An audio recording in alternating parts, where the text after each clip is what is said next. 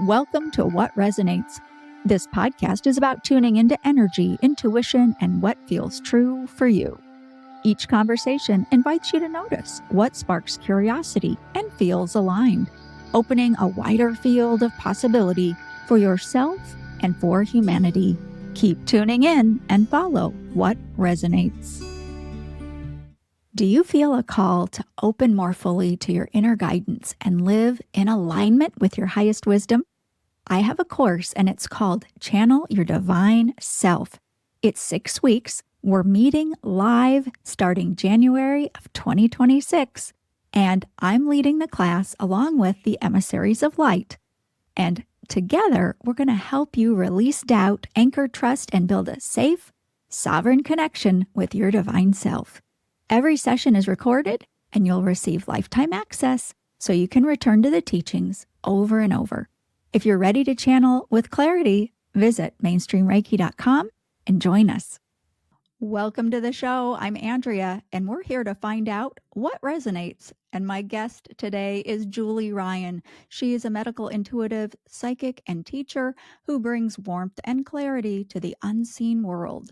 Julie scans people and animals for energetic health insights, connects with spirit guides and angels, and helps people strengthen their own intuition.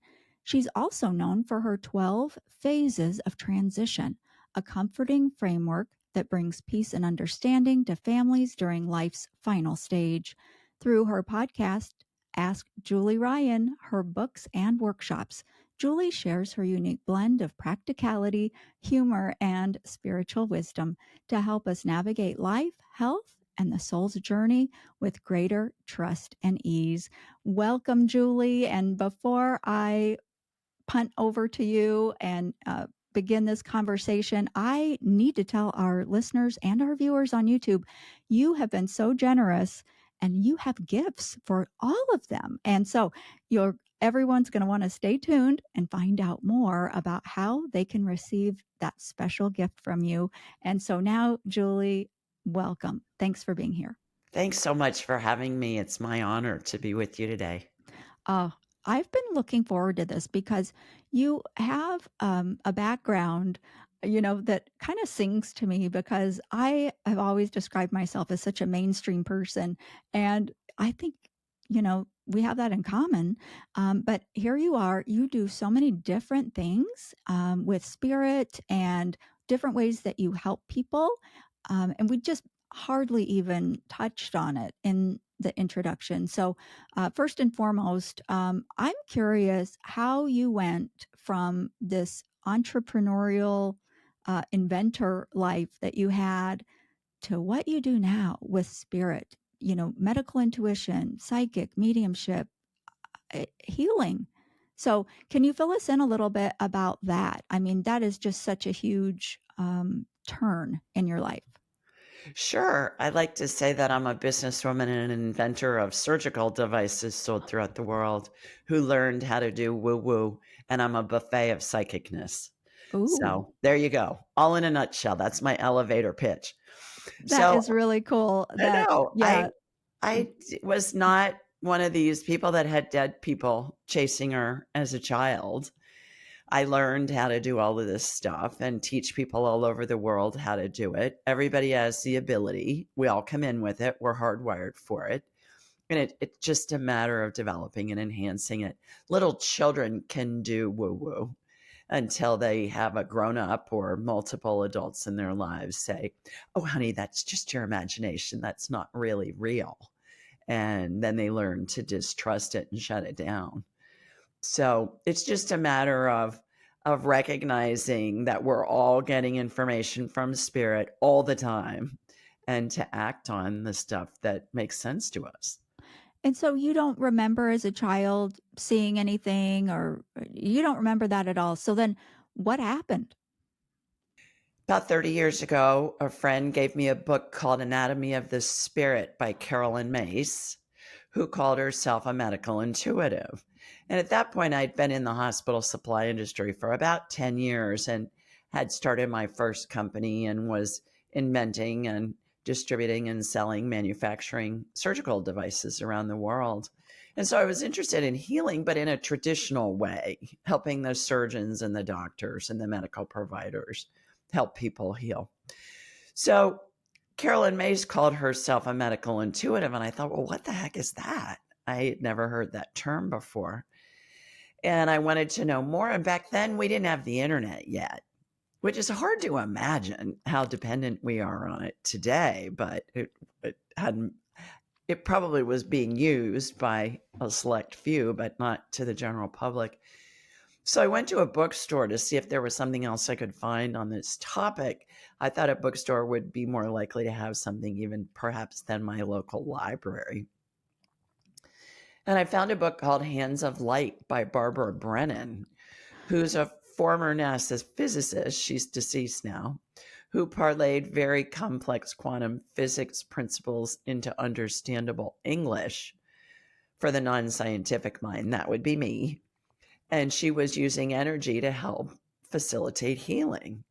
And I wanted to know more. So I called her school, which was on Long Island at the time. And I said, do you guys have anybody teaching this stuff in my area? And lo and behold, they had a graduate who had just opened a school.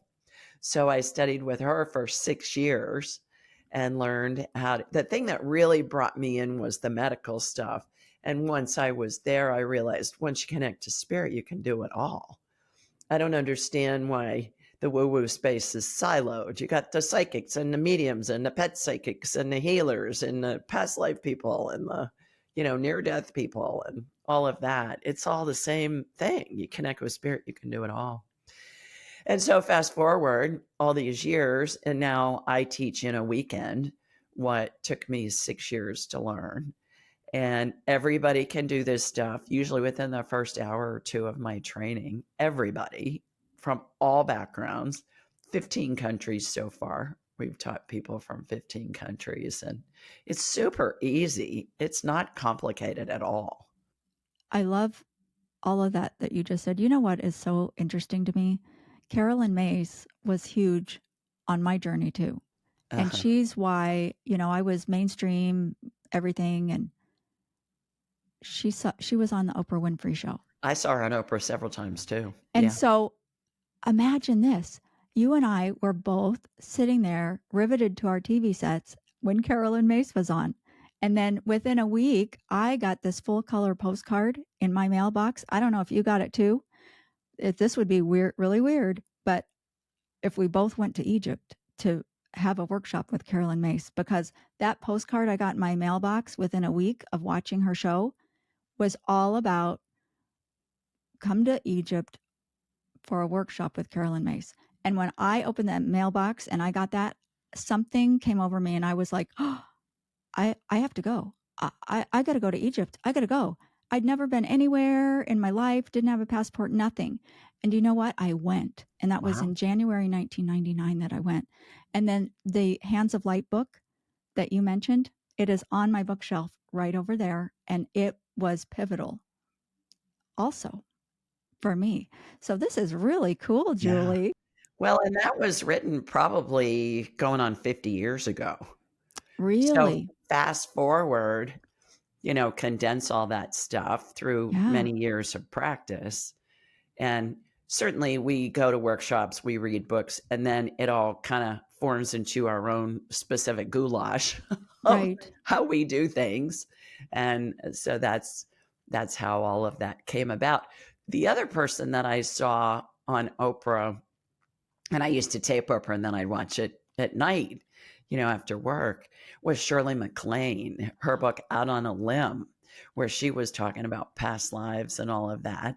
And I believe I saw Brian Weiss on there too, on past lives. So she really was, I think, starting to open up the conversation, which is now way more a part of the zeitgeist than it used to be, of this whole spiritual thing. And there's way more than meets the eye that goes on.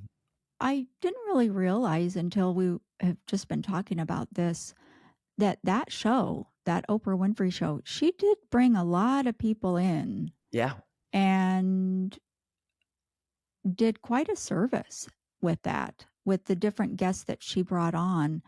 because there are others that I can remember that were very different. And you're so right, because the internet it wasn't Wasn't a around. thing yet. Yeah. Yeah. So, yeah, that was hugely impactful and probably laid quite a foundation for our openness and what we know, and, talking around the kitchen table about that kind of thing. Well, and this stuff's been around for forever. Mhm. And I think in the past 150, 200 years or so, my parents, my grandparents, perhaps even my great grandparents, they were very ensconced in religion, and they, didn't believe, they believed in heaven, they believed in church doctrine, but not so much the woo woo side of the equation. And those people are, quite frankly, dying off. And the Mm. young people that are coming in they're not intimidated by it at all. They're really interested, and you don't have to convince anybody. I never convince anybody. If somebody wants to talk to me about it, fine. If they want to talk about football or the weather or whatever, that's fine too. But I'm finding that that old generation of people that were saying, "Oh, if you talk to spirits, you're talking to the devil," has really starting to leave. And Yeah. so that whole zeitgeist, the whole conversation is changing. I have a great story about how I work with people, and it's only been a couple of times in the all these years I've been doing this. When somebody says, "Well, I think you're talking to the devil," and I was like, "Really?" Yeah, if you talk to spirits, that's evil. And I say, "Okay." It's usually somebody that's very fundamentalist, and I'll say, "Do you go to church? Yes. Do you pray? Yes." So when you're praying, to whom are you praying? And they'll say Jesus or whomever. I say, oh, okay. So do your prayers ever get answered? And they'll say, yeah, all the time. I'll say, great. Okay. So let me understand this. When you're praying, you're talking to Jesus. Is Jesus sitting next to you on your living room couch while you're talking to him? And they'll say, no.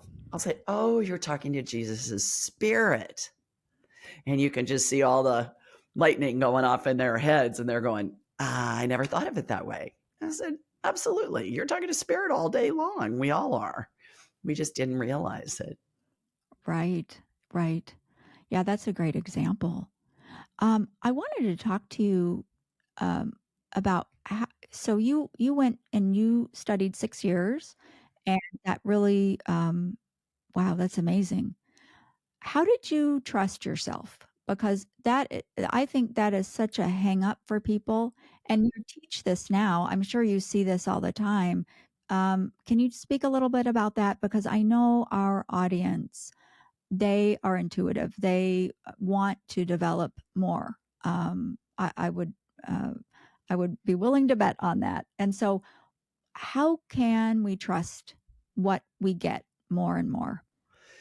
We need to get validation from somebody that's been doing it for a while. And I got validation in my classes, and all of my training have practice groups that go with them. My big in person training, where you learn the whole buffet of psychicness, is there are 9 practice groups a week that are an hour long. They're free for life once you're a graduate of my Angelic Attendant training class. And then my online classes that are self-paced, and you just take them in modules, online. They all have practice groups as well. And those are $10 a piece for our practice group. So I think it's a matter of getting validated for what you're getting. And then the more you do it, the more validation you get, the more validation you get, the more you learn to trust it. Yeah, I so respect that, because I think practice is everything. You know, I've been involved with Reiki for 30 years, and still, I teach that, and that makes the difference. I mean, being in the energy and then practicing with other people and discussing it is huge, because if you're just on your own, it is so lacking in that. And we can talk ourselves into and out of about anything, if we're just kind of going it alone. So the practice groups, that's amazing. Are the self paced courses? Is it all the same content as the live courses? No, it's a fraction of it. Ah, I see. Yeah, Yeah. I have one that's communicating with spirit and the 12 phases of transition, what happens as somebody's dying. And then I have one that's just medical. And then my big class, which is the in-person one. I do one live online in the spring and then one live in person in the fall. And the next one is October 24th through the 26th in Atlanta. And we rent out a hotel that's adjacent to the airport, and we've got a free shuttle, and it's Saturday and Sunday, and pretty much everybody can do this stuff within the first hour or two of that class. And it's so much fun that I have dozens of graduates that come back to volunteer at their own expense just because they want to be there to help the students. It's really it's that remarkable of a weekend. It's life enhancing in every way. It sounds like it for sure. Wow, that's exciting. So let's talk a little bit about how you show up for people because you do offer a lot. So we mentioned you have a podcast, and so that's one way that you're reaching people. But what kind of services do you offer? What skills do you help people with? Well, my podcast is we release 4 shows a week. 3 are interviews, one's a call-in show on Thursday night, and people call in from all over the world. We've got a YouTube live stream. We've got 5 YouTube channels in 5 different languages. So we're trying to, help people with it's pretty funny when I see myself speaking Spanish and I'm going, Right. like, okay, sounds good. Yes. But, that technology's there. So we're utilizing it. So the call-in show is fun because people call in and partake from the buffet of psychicness. We can talk to your dead grandma. I can scan your cat. We can talk to your spirit guides and your angels. We can do a past life thing. We can do a health thing on you, do a scan and a healing. So it's always different. I never know who's calling. I never know what their questions are going to be. And I never know what spirit's going to say. So it's a blast. It's so much fun. And then soon to be 8 books out. Do a live every month on the 4th Tuesday of the month. And that's people call in, and it's kind of like a show, but I can get way more people on. We're not on a schedule, and I can usually get, I don't know, around 20 people.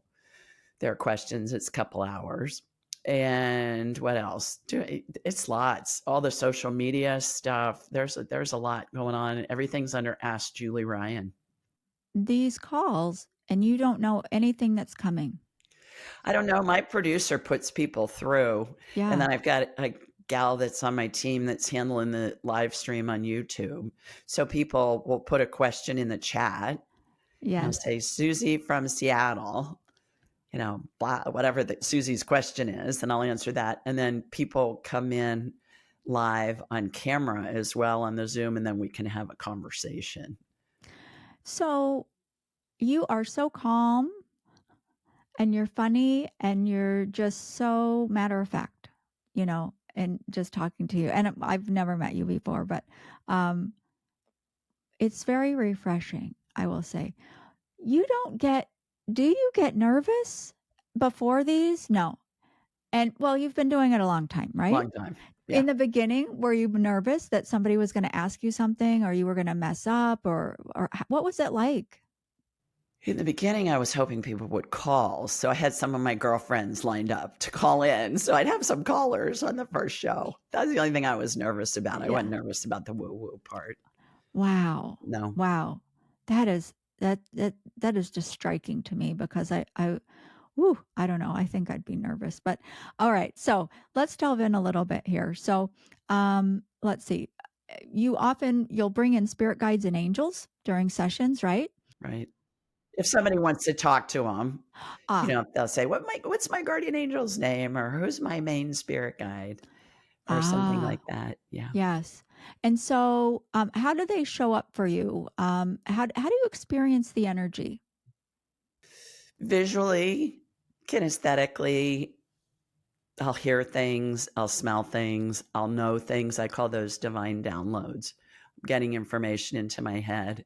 If I'm scanning somebody medically, I'll be getting information downloaded into my head. I'll see inside their body in my mind's eye. I'm like a human MRI. I can see broken bones, torn ligaments, viral infections, bacterial infections, cancer, metastasized cancer, whatever. And then spirit works through me and with me to help them heal themselves. So there'll be some kind of an energetic healing that will immediately begin as soon as something is identified. When I have a client for an hour alone, we'll do multiple scans. Like, they'll give me a list of stuff they want me to check out. And before I go to any of those, I always go in blind first because I want to see where the energy is going to go. Sometimes it goes to something that's asymptomatic and we're heading off a problem in the past, or sometimes it's the root cause of a bunch of their symptoms and nobody's picked up on it yet. So that's interesting. That we can do a multitude of things in an hour. We can talk to your dead grandma. We can scan you medically. We can talk to your cat. Whatever, which makes it really fun. It's very fast, goes very fast. I have 5 graduates that work with me as well, just from a bandwidth perspective. There are not enough hours in the day for me to handle all the requests. So I have 5 graduates of my class who are all fabulous and do the whole buffet of psychicness too. So people can get in with them usually quicker than they can with me, and they're less expensive. Right. And so do people come to you often um, when they're in grief?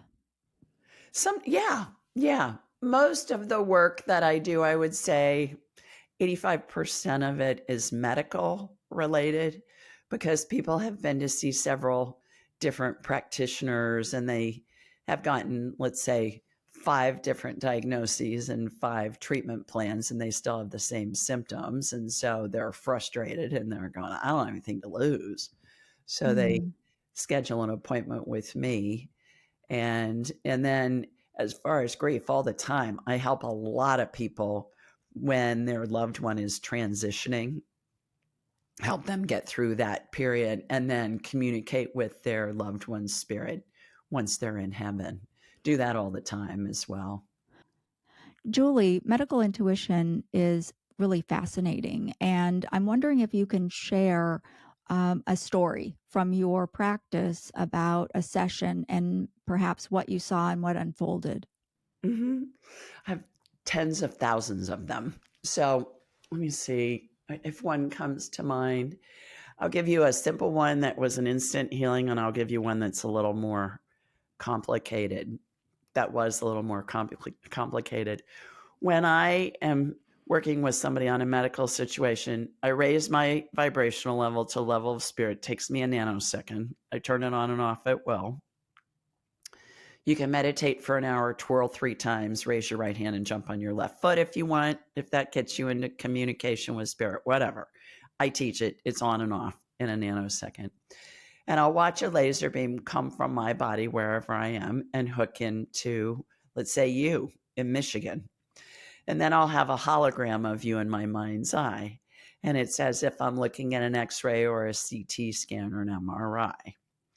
Something's identified, and then there's some type of energetic healing that can take the form of something getting added, something getting removed. I watch procedures all the time in my mind's eye that emulate what I saw in surgery for all those years, developing surgical devices, testing prototypes with my team, that kind of thing. Oftentimes, I see healings that utilize methodologies and devices that haven't been invented yet. And I love that because that's appealing to my inventor brain. You may hear me say, oh, cool, I haven't seen this before. And then it's just part of my repertoire. I'll run into somebody else that has a need for whatever that is. So everybody heals themselves. Nobody heals anybody else ever. No doctor, no medical provider, no healer, no shaman, nobody. I don't, you don't. We're helping the person heal themselves. If you have a big cut in your leg, on your leg, and you go to the emergency room to get it stitched up, the doctor's going to fix it with sutures. but he's not going to make your skin grow back. You make your own skin grow back. And that's how all of this works. So it's spirit working through me and with me to help somebody heal themselves. One client, who's now a graduate of my class, had a ganglion cyst on her knuckle. And I worked on it. And then we went on and we were scanning other people in her family and her husband and her dog, maybe. And I don't remember. And by the end of the hour, the cyst was completely gone and hasn't come back. So that was an instant healing. Healings can happen instantly. They can take days, weeks, months. They may need complementary care like surgery or change in diet or physical therapy. It's all what our spirit wants to explore and experience. So I'll not only see the healing, I'll witness it, I'll describe it to my client so they can picture it in their mind's eye, which helps integrate the healing into their body. And then spirit will also send me practical things for them to do. Yeah, you got a ruptured appendix. You need to go to surgery. You need to go to the emergency room. I've had that where people have called into my show, this one person, and he said, I feel really bad. And I said, honey, you got a ruptured appendix. You need to go to the emergency room now. Call the ambulance, get there. So that kind of thing. I used to see organ transplants where somebody would need a new kidney and I'd watch the donor patients, like I'm watching a movie in my head. I'd watch the donor patient, I'd watch the recipient, I'd watch the diseased kidney get removed, I'd watch the donor kidney get put in. And I had that happen many years ago, and it was with a child. And the mom called me and she said, okay, the new kidney's showing up on the scans and it's freaking out the doctors. And the thing that's really weird is it looks like a preteen kidney and our child is 4. Can you go back and see how old the donor patient was? I got it. The donor patient was 11. Energetically, I'm watching that. And it was showing up on the scans. There have been many times where a transplant healing will show up on subsequent scans of the doctors and the hospital. And over the years, I've had many doctors call me and say, what are you doing? And how does this stuff work? The interesting thing about the transplant is now, fast forward, for the past 6 or 7 years, I watch stem cell energy regenerate body parts, any body part we need, whether it be an organ or a limb or a bone or whatever. Stem cell energy is a light amber colored gel, has sparkles in it, reminds me of Dippity Doo hair gel. When I was a kid in the 60s and 70s, Dippity Doo, they still sell it, believe it or not, on Amazon. And it's got sparkles because it's woo-woo. We're supposed to have fun when we're doing this stuff. So it's got sparkles. I will watch a mold similar to what I use in manufacturing surgical devices, blow molds, injection molds, plastic molds, Jello mold, cake mold, bundt cake, a mold for, let's say, a kidney or a liver. And I'll watch the stem cell energy go into it. And then I'll always see a vortex spin above it. And it's that centrifugal force that causes the new organ to be generated. And then I'll watch the diseased organ get removed. I'll watch the new organ get put in. I'll watch all the plumbing get hooked up. And then they're off to the races. And it's really fascinating how well that healing works. I believe the reason I see stem cell energy used now is because it's part of the nomenclature. 10 years ago, nobody knew what stem cells were. That was pretty new, where people were talking about stem cells. And so spirit is always going to describe the healing, it's been my experience, in a way that we can understand it. Because when we're picturing something and understanding it, it helps the healing integrate into the body. Furthermore, stem cell energy is the absolute coolest stuff ever. Because as I mentioned, it'll regenerate any body part we need. And if you go back to your 5th grade science lessons, we learned every cell has a nucleus. Every nucleus is surrounded by cytoplasm. Cytoplasm's a watery gel like Dippity Doo. And our bodies have a centrifugal force in them that causes the cells to divide and replicate to the tune of billions of them a day. So I believe what I'm seeing in my mind's eye is just what the body does on its own. I'm just seeing it in warp speed. This is incredible because it goes parallel with how I have imagined healing could be. So to hear you talk about it and say that you've seen it happen, that is really astounding and so exciting.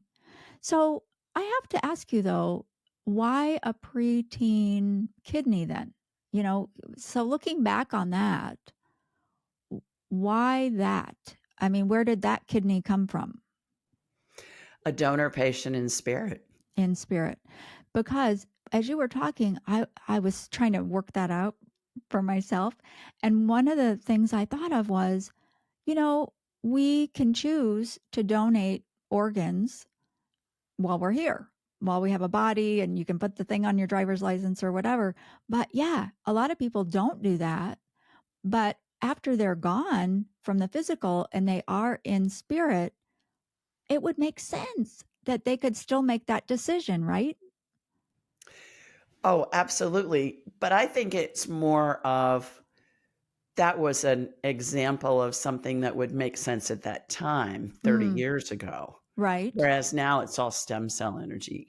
I never see Right. donor patients anymore, ever. Yeah. I've been That's seeing stem interesting. cell energy for the past 6 or 7 years. Yeah. Regenerate anything and everything. I've seen it tens of thousands of times.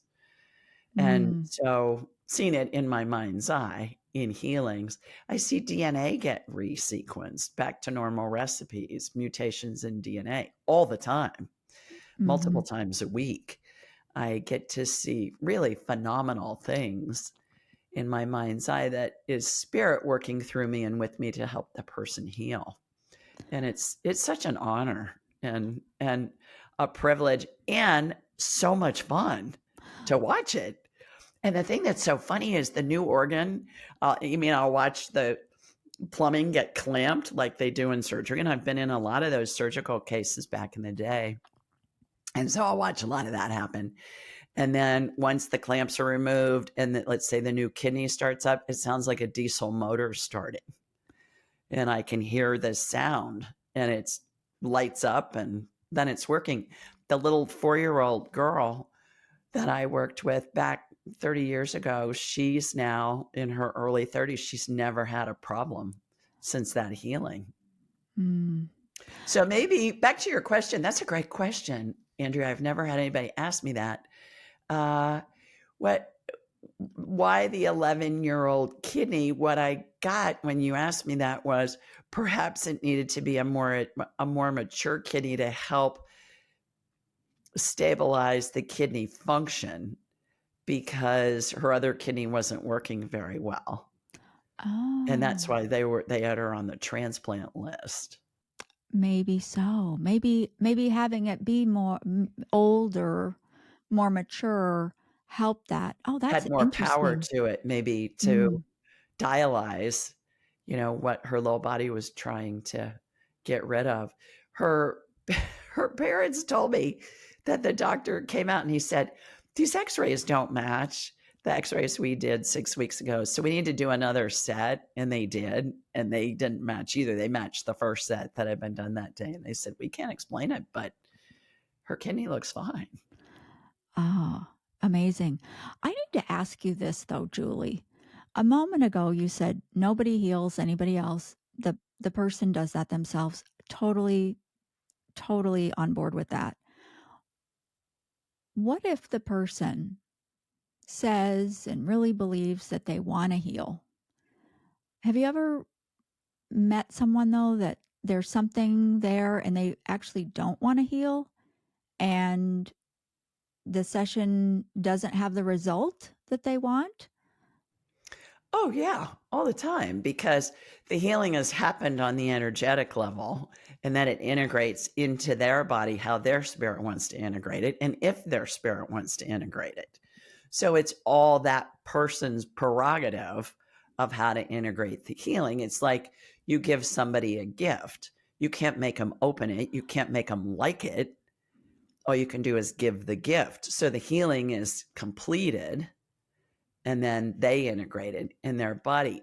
Also, there's an emotional component in place 100% of the time before any medical condition arises.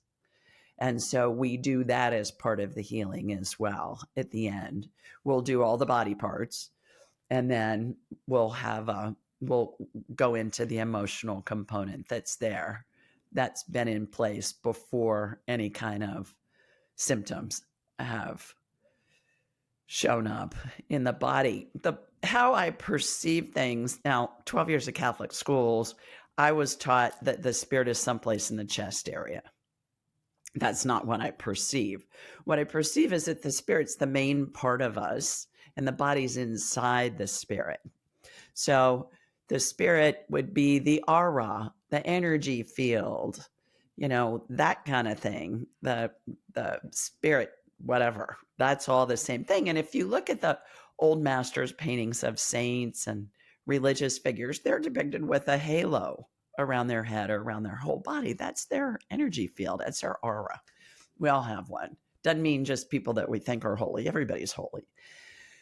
That is contained in what I call the energy field membrane, which is this really thin saran wrap kind of material. Imagine a plastic bag. When there's a breach in that, person's leaking power. That always precedes any kind of medical condition. So I'll go into that tear or hole and I'll be shown a scene. And I might say to you, 1987, where were you? What was going on? Anything happen that could have been emotional? Did you start a new school? Did somebody die? Did your parents move? What went on? People 99.9% of the time know instantly. Yeah, we moved. My parents got divorced. My grandmother died. We were in a car accident. Something emotional forms an energy block. Energy blocks, similar to Eastern medicine, acupressure, acupuncture, clear the block, get the chi to move, that whole thing. Energy blocks over time, other emotional energy piles on top of it, eventually causing enough pressure, causes a blowout in this membrane, body's leaking power. So once we illuminate where that energy block began, it eradicates all the other energy that's piled on top of it throughout a lifetime. Energy filled membrane instantly heals, body goes back to working on full power. My analogy for this is, think of going to the pet store to buy a goldfish. They're going to put it in a plastic bag of water in order for you to get it home. So if you have a picture of this goldfish in the bag in your mind's eye, the fish represents our body. The water represents our spirit, because again, the body's inside the spirit. And the plastic bag represents the energy field membrane. If there's a pinhole in that plastic bag and water's draining out a drop at a time, for a long time, that fish is going to be fine.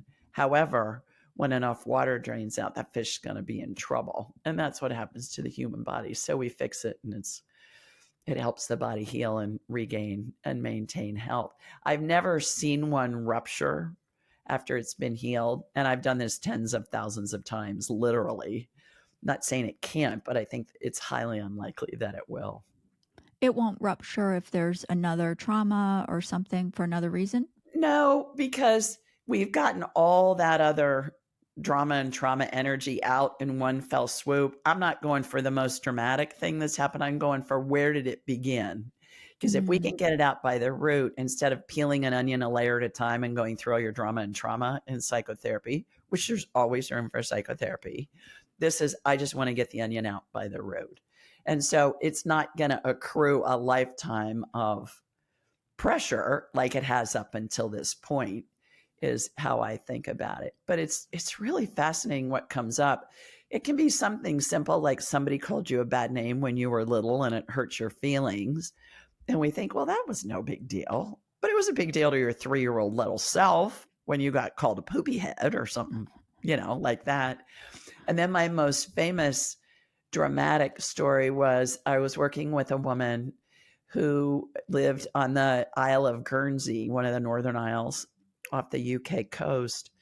And I saw this scene of her as she looked like she was a preteen, and there was this big explosion behind her. And I said, does that mean anything to you?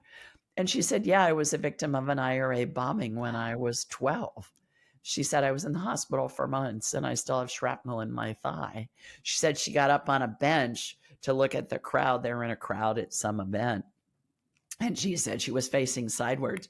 And had she been facing frontwards, it would have killed her. But that's a traumatic event. So that caused an energy block. Energy blocks look like little kernels of unpopped popcorn to me, where it begins. So what I've found, and I didn't learn this in any class, this came in from spirit. What I've found over the years is that when we get it out by where did it begin, all the other drama and trauma energy is eradicated at the same time. The energy filled membrane instantly heals. It's really remarkable to be able to see that. Yeah, I can't even really imagine. So if we can heal with the mechanism of stem cells and DNA and and get to the root like this, why can we not live to be 200 years old? We can. All right. So I don't know what my question is, because what do I ask about that? It's like, so we Happy, just have healthy, to, dead is my motto. Happy, healthy, dead. And sometimes the healing is death. yes, yes. And so, yeah, can you talk about that though? Because when is the healing death? Because somebody just wrote to me and they were saying they were trying to help someone with energy healing, and the person was not getting better, and so they were doubting the energy healing and their all of that. And we've seen a lot of things, and to me it's like, no, there is a place for death. There is a place for death. It isn't that we need to escape that forever. So that's really not what I'm asking about, really, but as far as living forever. But um, what about death? And I think that's a great thing to ask you about, because there are so many people that are afraid of death and that they want to avoid it at all costs. And they will even discount any kind of therapy or intervention that doesn't cure something as not being valid. But, you know, what is death to you? And what have you learned about it? It's just changing realities. It's going from a physical form into a pure energetic form. And people are very afraid of death, especially in this culture that we live in now for the past couple 100 years. Are you going to fly or are you going to fry when you die? We've all been taught, well, you better do this or you're going to burn in hell for forever. And it's been bastardized over the years. That's how I even got into the transition stuff and what I call the 12 phases of transition. When I have a healing done on me, my mentor, who's now in her mid 80s, I'm laying on a table and a massage table, and my deceased loved ones' spirits line the table and they're participating in the healing. And one day, this is about 10 years ago, this spirit of a dead pope showed up with his pope hat on and his shepherd's rod and the whole 9 yards, vestments. And I said, well, who are you? And he said, I'm Clement. And I said, I'm really sorry. I never heard of a Pope Clement. He said, well, I was number 6. He laughed. He said, well, I was number 6. I said, okay, how may I help you? And he said, you're supposed to teach the world what happens when somebody dies. And I said, I'm not doing that. I'm a businesswoman. People will think I'm nuts. And he said, yeah. Everything you've done in your life is prepared you for this. And it's been so bastardized. Those were his exact words. He said, people are so afraid and there's nothing to be afraid of. It's glorious. And you know that because you've seen it a lot, which is true. And I'll back up and tell you about that in a minute. And so I said, again, I appreciate your faith in me and I'm really not interested. Thanks for stopping by. So I go to leave a little while later and I'm in the car and I just looked up on my phone, Pope Clement VI.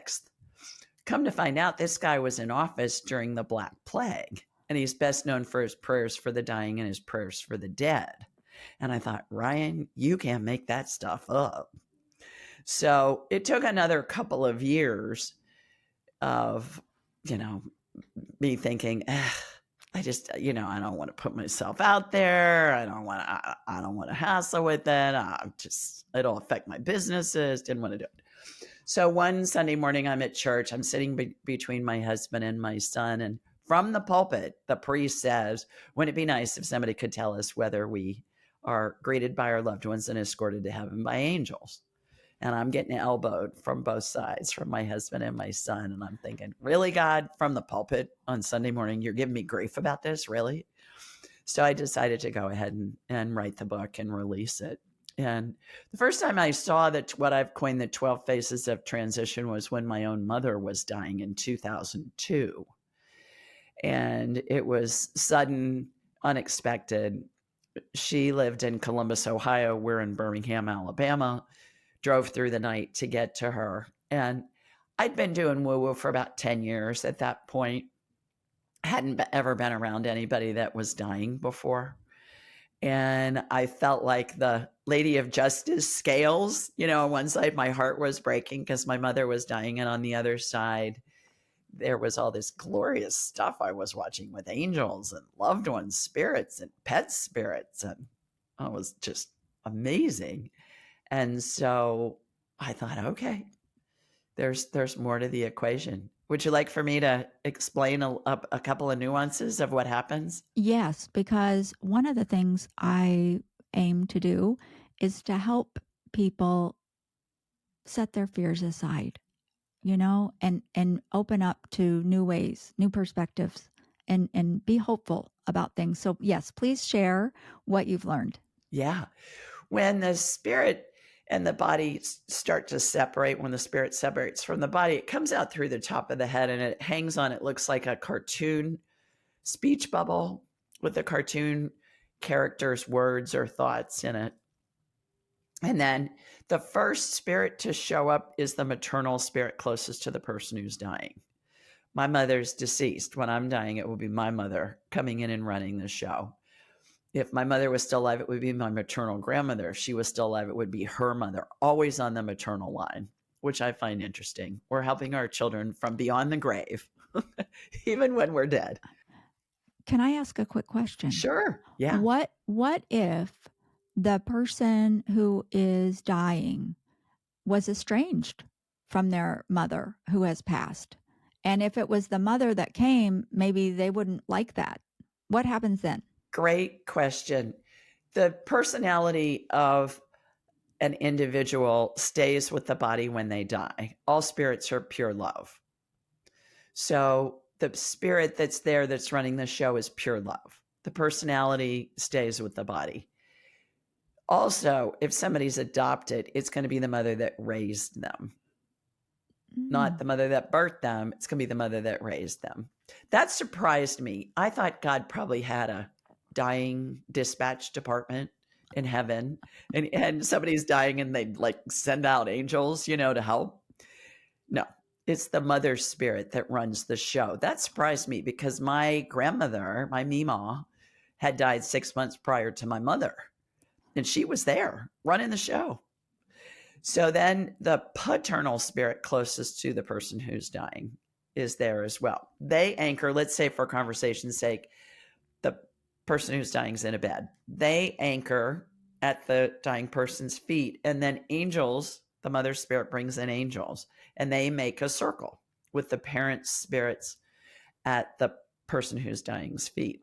Now, these are big old angels, big wings, white gown, barefoot, rope belt, whole 9 yards. Is that what angels really look like? To somebody who went through 12 years of Catholic schools, that's what they look like, because that's how I was taught they look, like the statues and the paintings and stuff.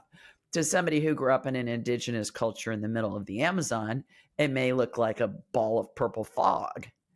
Spirit's always going to show up to us in a way that we can understand who they are. So as the phases go on, and it's a different configuration of how the angels and deceased loved ones are positioned, that circle opens into a horseshoe and then eventually a straight line across the foot of the bed. I call that angelic crowd control, because there are thousands and thousands and thousands of spirits that arrive to, I call them the Welcome to Heaven Committee. And they're from all the person's lifetimes. In period dress. Renaissance people, cavemen people, 1960s people, Twiggy, go-go boots and mini skirts. And then all the pet spirits are there as well. A couple of interesting nuances. About phase 5 to 6, there are 2 additional angels that show up on either side of the spirit bubble. I thought, okay, with my mother, it's going to be interesting. See what they're going to do. And about phase 9, between phase 9 and phase 10, their wings start to move. And it's a slow rhythmic movement, constant. And it reminded me of a giant owl's wings moving very slowly. And, if you watch an owl, you can almost feel the drag that their silent wings are causing. And I thought, well, this is going to be interesting. And what happened was over time, that movement of those 2 additional angels' wings formed a vortex above my mother's head. And I thought that's probably how her spirit's going to separate from her body, because I'd heard near-death experiencers talk about going through a tunnel or a vortex. And that's exactly what happened. When I was writing Angelic Attendance, my book, I was led to look up owl wings vortex. And what I learned was there's this phenomenon that's in aeronautical engineering called the wingtip vortex. Everything that flies, whether it be a plane, a jet, a bird, a bug, a kite, the way that the air flows over and underneath the wing creates a vortex which causes lift. And I thought, holy Moses, these angels' wings moving are causing a phenomenon I can see, I can feel, and I can hear. Reminded me, the upward pull was so strong, it reminded me of being in a car wash at the end when they turn the dryer on and it sucks all the water off your car. And that's how my mother's spirit exited. And then she was carried to heaven, escorted to heaven by these angels on either side of her spirit. Heaven looks like this big, huge, whitish plasma wall. You go through it, it completely closes. You come back out, completely closes. Another interesting point with all of this, back to, I think people have known about this since the beginning of time. At the end of every Roman Catholic funeral, of which at that point I'd been to many, many in my life, there's a prayer called In Paradisum, which translated from Latin into English is into paradise. And it talks about how the angels and your loved ones will greet you and lead you into paradise. And at my mother's funeral, that prayer took on a completely new meaning for me, because I thought, whoa, that's what I just witnessed. So I looked that up too to see where that prayer originated, and learned that it began as a 5th century Gregorian chant. Maybe it took till the 5th century till somebody was well educated enough that they could read and write. And some of the most learned people at that point were men living in monasteries and synagogues. They were the scribes. And I think people have been able to see this stuff since the beginning of time. Wow, that is fascinating. A couple of questions. This process of with the gathering and the thousands. Thousands. Wow, They look like dots on the horizon. that is amazing. So, but does that, what is the time like for that, for us? So could it just be a matter of seconds that all of that happens from our viewpoint of time, or weeks? I mean, how does it fluctuate that much, or what is that like? Well, time doesn't exist in the spirit world. Time's a Mhm. human creation. So everybody goes through the 12 phases of transition, regardless of whether they die instantly, like in the case of a homicide or suicide, or whether they die over a prolonged period of days, weeks, months, even years. I had a gal call into my show for a couple of years, and her dad was in phase 11 of 12. So it took him a long time for him to leave. The interesting thing about it is, I always tell people, if you have a loved one at the end of their lives, go to my website, askjulieryan.com, go to the 12 Phases tab. There's a chart that's a free download, and it's an illustration of all the different phases. And then you just download it and save it on your phone. And then you just ask, what phase is grandma in? And you'll hear a number in your head, fast as you can snap your fingers, 6, 7, 9. And then you can refer to the chart. If you see that your loved one is going through the phases in rapid pace, like 6, 7, 8, about 9, you want to be bringing the family in. of anybody that wants to say goodbye. And it's really helpful because people take time off work, they travel great distances to be with their loved ones at the end of their lives. And it's really helpful. Furthermore, there's university-based research that shows that 90% of people at the end of their lives see the spirits of deceased loved ones and pets. 90%.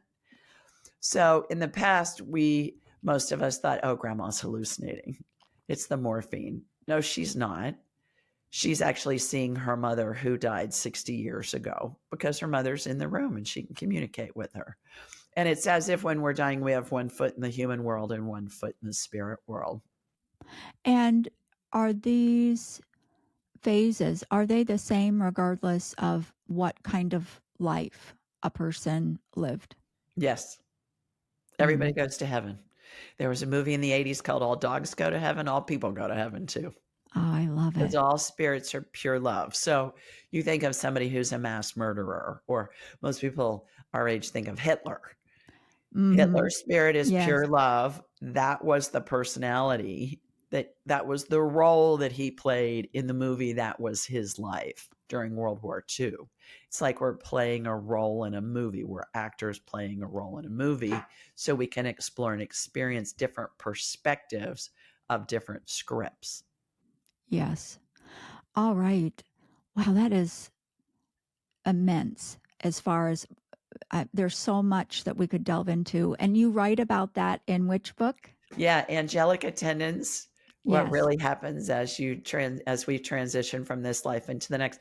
Anybody who wants a free copy, we'll send you a free digital and audiobook download. Just go to julieryangift.com, julieryangift.com, and we've got it in Spanish too. So Yes. I think this stuff should be taught in the schools. So many churches of all denominations give a copy of my book to families that come in to plan a funeral, or if they have somebody dying in their family. Synagogues too. Many hospice organizations give my book to their families as well. So I give away thousands of them for free because I think the information is that important. I just think it's so generous of you to offer that gift to our audience. And I, I, I just think it's wonderful because everyone's going to die, and we're all going to know people who transition, and it can be such a difficult time. And we talked about the fear. So for you to do that for people, to help them like that, is quite incredible. So thank you. You're welcome. There's lots of information about the afterlife, about grieving, about near-death experiences, but not much about what happens when somebody's dying. And that's really, I think, what most of us are really afraid of. Yes. I before we go, I wanted to ask you about these live events, and I'm so, I don't know, interested in that. How you just answer things on the fly with no preparation. And you meet with people just in a group, don't you? Each month, I believe you mentioned that. Yes, on the fourth Tuesday of the month, we do a live. Every Thursday night is my call-in show. And then people get chosen by my production team. But I don't know who's on the list. I don't know who's waiting. They just show up on screen. And if it's somebody coming in on the YouTube live stream, they'll just put their first name and where they are and then what their question is. All right. And then if they're coming in and they're on camera, then I can have a conversation with them. So it's a little bit more involved. But some people don't want to be on camera, and I understand that. Sure. And so, like I said, you could be Susie from Seattle on the YouTube live stream. I mean, you could be on the camera too, and nobody would know. But so we do that. And then on the fourth Tuesday of the month, we do a live. So you can sign up for that. It's $25. It lasts 2 hours. You get a recording. And I give away prizes. I give away free classes. I give away books. I give away sessions with me, free sessions. So it's kind of like a slumber party vibe. It's from 8 to 10 Eastern. And I say, you come in your jammies if you want, it doesn't matter. And then I just have this magic wand that is a pen with a crystal on top of it. My girlfriend gave me. Let me see if I can find it here. And it's hilarious. See, it has a diamond on top of it. Oh, nice. I Yes. got, I think in the package there were about 20 of them in different colors. So I'm not sure the diamond's real, but I'll close my eyes and twirl it. And then wherever it lands is the person that gets chosen to ask a question. But it goes on for 2 hours. So we usually can get pretty much, we'll usually get about 20 people on with that. And it's fun. And you have the chance to win a free session and free classes and free books and free other stuff. So it's really fun. It sounds really fun. You're really fun. You're funny and lighthearted, and I love your approach. And so our audience can find out about everything that you're doing on your website. Is that correct? That's right. AskJulieRyan.com. You can get the free book there. The everything's at Ask Julie Ryan. My YouTube's Ask Julie Ryan. We're on all the podcasts, Ask Julie Ryan. On social media, everything's Ask Julie Ryan. So really easy to find. Easy and consistent. Thank you so much, Julie, for being on the show. We so appreciate you joining us. Oh, my honor. Thank you for having me. Thank you for tuning in. Keep trusting your truth, keep listening to your inner wisdom, and keep following what resonates. To sign up for the newsletter, leave a review, or connect, visit whatresonatspodcast.com. You'll also find everything linked in the show notes.